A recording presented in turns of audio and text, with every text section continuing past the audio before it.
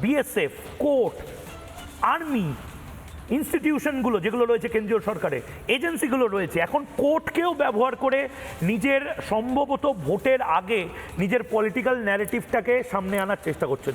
যদি মমতা বন্দ্যোপাধ্যায়ের এই যে আবেদন সেটা কোর্ট না শুনতো, মমতা বন্দ্যোপাধ্যায় হয়তো কোর্টের বিরুদ্ধে গিয়ে বলতেন দেখো আমার কথা শুনতে দিল না, আমি চেষ্টা করেছিলাম।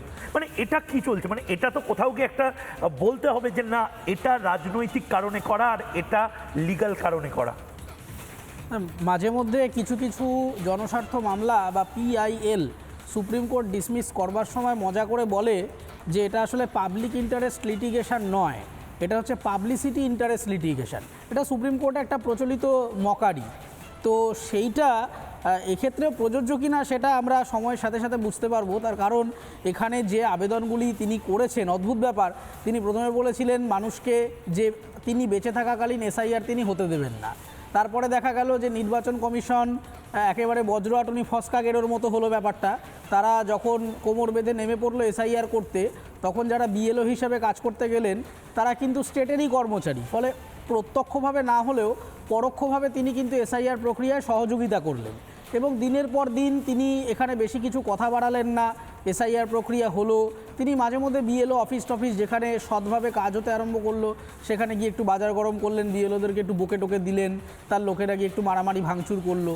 তারপর অদ্ভুতভাবে যখন প্রক্রিয়াটা মোটামুটি শেষের পথে চলে এলো আর কিছুদিন বাদে লিস্ট প্রকাশ হয়ে যাবে, এমতো অবস্থায় তিনি একেবারে দিল্লি টিল্লি চলে গেলেন। ফলে এটা ওই আবার সেই ঘুরে ফিরে মকারি বা পাবলিসিটি ইন্টারেস্ট লিটিগেশন কিনা সেটা আমরা সময়ের সাথে সাথে দেখতে পারবো। কিন্তু যেখানে শেষ করেছিলাম সেটা দিয়ে একবার পরের আলোচনাটায় ঢুকছি, সেটা হচ্ছে যে দেখুন এইখানে তিনি ইন্টারেস্টিং যেটা ব্যাপার, যে রাজ্য সরকারের অধিকাংশ নথিকে মান্যতা দিতে হবে এরকমই একটা গুরুত্বপূর্ণ আবেদন তিনি করেছেন। মানে সেই পঞ্চায়েতের কাগজ, সেই ল্যান্ড রেভিনিউ অফিসারের কাগজ, মানে সেই ঘুরে ফিরে ওই ডিএম, বিডিও, বিএলও, বিএলআরওদের যে তাণ্ডব, তৃণমূল পার্টি অফিসের কথায় দিনের পর দিন রাজ্যের বিভিন্ন অফিস থেকে বেআইনি একের পর এক অনুপ্রবেশকারীদেরকে টাকার বিনিময়ে এই কাগজগুলি পাইয়ে দেওয়া হয়েছে।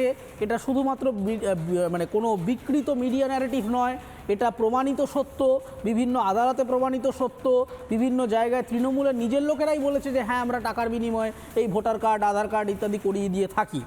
ফলে সেই জায়গায় আবার ঘুরে ফিরে সেই কাগজগুলিকে বাধ্যতামূলকভাবে মান্যতা দেওয়ার মধ্য দিয়ে আসলে নিজের ভয় পাওয়াটাকেই কি আরো হাইলাইট করবার চেষ্টা করছেন, সেটা আমরা আজকে সওয়ালে দেখতে পারবো। ঠিক, আমি নানা ধরনের কন্টেন্ট দেখার জন্য লাইক করুন, শেয়ার করুন আমাদের ফেসবুক পেজ, সাবস্ক্রাইব করুন আমাদের ইউটিউব চ্যানেল।